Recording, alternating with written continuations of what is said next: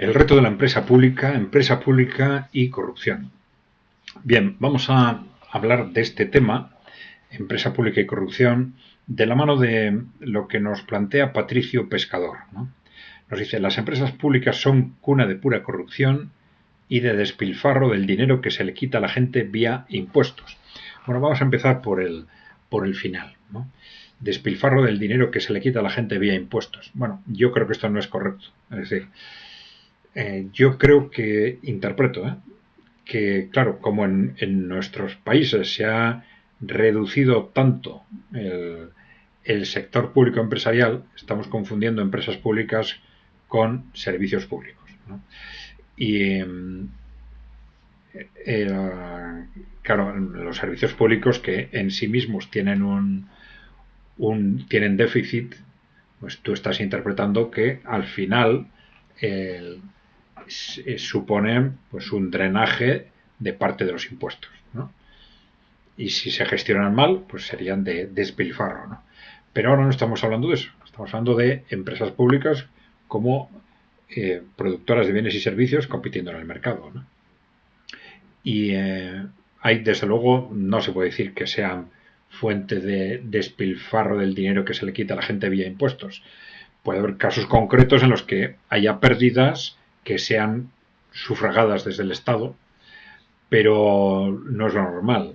Y los países que tienen sectores públicos, sectores de empresa pública significativos, pues el resultado conjunto de ese sector es positivo, es decir, genera ingresos. Al generar ingresos significa que reduce la carga de los impuestos.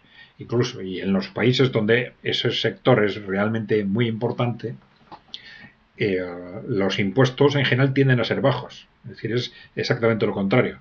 Los impuestos tienden a ser bajos porque tienen una financiación muy importante a través de las empresas públicas, ¿no?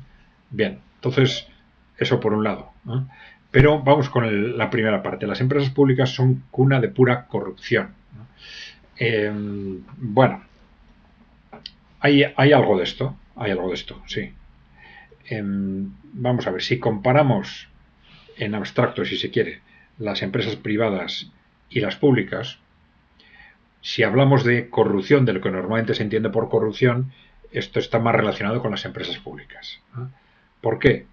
El fondo está relacionado con el incentivo, ¿no? El incentivo del liderazgo en las empresas privadas y en las empresas públicas. El incentivo del liderazgo en las empresas privadas es muy alto. ¿Por qué? Pues porque el dueño, sobre todo en las pequeñas, ¿eh? Pero bueno, porque el dueño, el empresario, si queréis, es el que se hace con el conjunto de los beneficios y al que se le imputan la totalidad de las pérdidas cuando las hay. Con lo cual, el incentivo para que todas sus decisiones estén encaminadas hacia el beneficio de la empresa es altísimo. Y esto no es así en el caso del liderazgo de la empresa pública, porque los que la lideran al final son o funcionarios o trabajadores contratados para gestionar esa empresa pública. Estos trabajadores pueden tener buenos salarios, pueden tener primas de resultado y tal, pero al final no tienen ni mucho menos el nivel de incentivo que tienen el empresario de una empresa privada. Bueno, entonces como el nivel de incentivo es menor, las empresas públicas están más sujetas a corrupción, es decir, a que se tomen decisiones distintas o, digamos, no relacionadas con el fin teóricamente atribuido a esa empresa pública. ¿Qué tipo de decisiones? Por ejemplo, pues las decisiones pueden ser, por ejemplo, por razones políticas. Pues los líderes, los que controlan la dirección de esa empresa, pueden tomar decisiones sobre la actividad de esa empresa motivadas pues por intereses del partido político al que pertenecen o que influye sobre ellos, ¿no? O pueden tomar decisiones en base a incentivos económicos que reciben del exterior, son comprados, sobornados, ¿no? Esto es mucho más fácil, este tipo de cosas que suceden en las públicas que en las privadas, ¿no?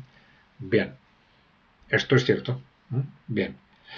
Pero también es cierto que las empresas privadas participan en la corrupción como fuente de la corrupción. Muchas veces son las empresas privadas las que corrompen a las públicas o a los gestores de las públicas para que actúen en contra de los intereses de la propia empresa pública. Bien, vale. Pero claro, por otro lado, hay que tener en cuenta también que el incentivo que está relacionado en la empresa pública, los objetivos de la empresa pública con el interés social, con el interés general, no es así en la empresa privada. La empresa privada, como hemos dicho, no son unidades organizativas que producen bienes y servicios, pero ese no es su objetivo. Su objetivo es maximizar el beneficio. La producción de bienes y servicios es un instrumento para maximizar los beneficios del empresario, del inversor, si queréis. Vale. Bien, ¿esto qué quiere decir? Pues que el problema de las empresas privadas no es tanto la corrupción interna, sino lo que se llama externalidades, es decir, que la persecución del beneficio de la empresa, que es algo que los empresarios persiguen a toda costa, no coincida o sea contradictorio con los intereses generales de la sociedad en la que viven. Muchas veces, en la generalidad de los casos, si queréis, las empresas privadas producen bienes y servicios con el objetivo de maximizar el beneficio del empresario, pero de una forma que crea bienes sociales, pues creando puestos de trabajo, produciendo más bienes, más servicios, etcétera. Bien, pero muchas veces no es así. A veces lo que hacen los empresarios puede ser indiferente para el interés general o puede ser claramente perjudicial. El ejemplo, esto es lo que se llama externalidades negativas. Por ejemplo, el ejemplo que se pone habitualmente es el de la contaminación. Las empresas, pues muchas empresas tienden a contaminar masivamente porque el impacto de la contaminación no lo sufren ellos, lo sufre la sociedad del entorno. Ellos, actuando en base a su objetivo de beneficios, contaminan, pero el impacto de la contaminación lo sufre el territorio, ¿no? También, por ejemplo, pues se ha mencionado mucho últimamente el tema de la maximización de la mano de obra barata, ¿no? Los empresarios tienden a minimizar los costes de la mano de obra y esto en sí mismo pues puede ser negativo, evidentemente, ¿no? La explotación masiva de las mujeres durante décadas como mano de obra barata pues ha sido claramente una externalidad negativa de empresarios obsesionados con mano de obra artificialmente barata, ¿no? Y después lo han hecho lo mismo en las últimas décadas con la mano de obra extranjera, ¿no? La migración masiva es un producto de esa obsesión de los empresarios por maximizar sus beneficios, en este caso en base a mano de obra artificialmente barata. Bien,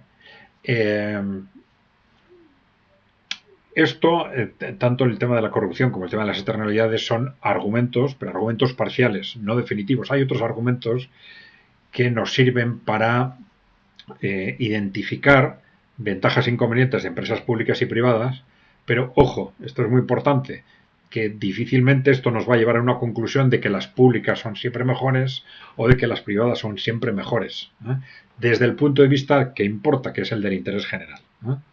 Bien. Muy importante, claro, esta percepción de negatividad alrededor de las empresas públicas está muy relacionada con lo que nosotros llamamos el fanatismo privatista, en el que hemos caído en Occidente de forma generalizada, ¿no?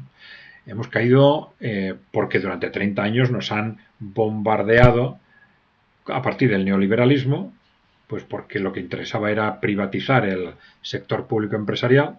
Nos han bombardeado con que la empresa pública no funciona, la empresa pública no funciona, la empresa pública no funciona. Nosotros también lo hemos creído, ¿eh? Nosotros, digo, en ECAI Center hasta hace 12 años, ¿no?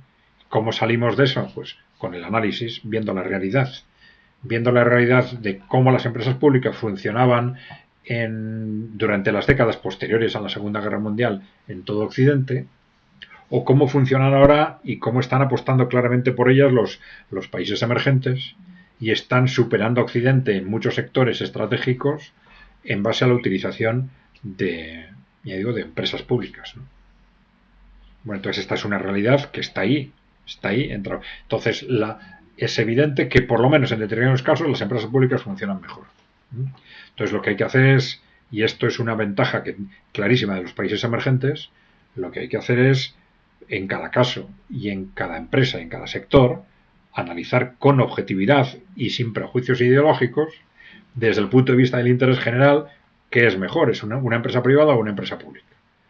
Esta es la clave. Y esto es lo que los países emergentes son capaces de hacer y nosotros no somos. Porque somos fanáticos de las empresas privadas. El fanatismo privatista ha inundado Europa y ahí tenemos un problema enorme desde el punto de vista de la gestión económica. Y tienen los países emergentes una enorme ventaja. Bien, pues si os parece vamos a dejarlo ahí.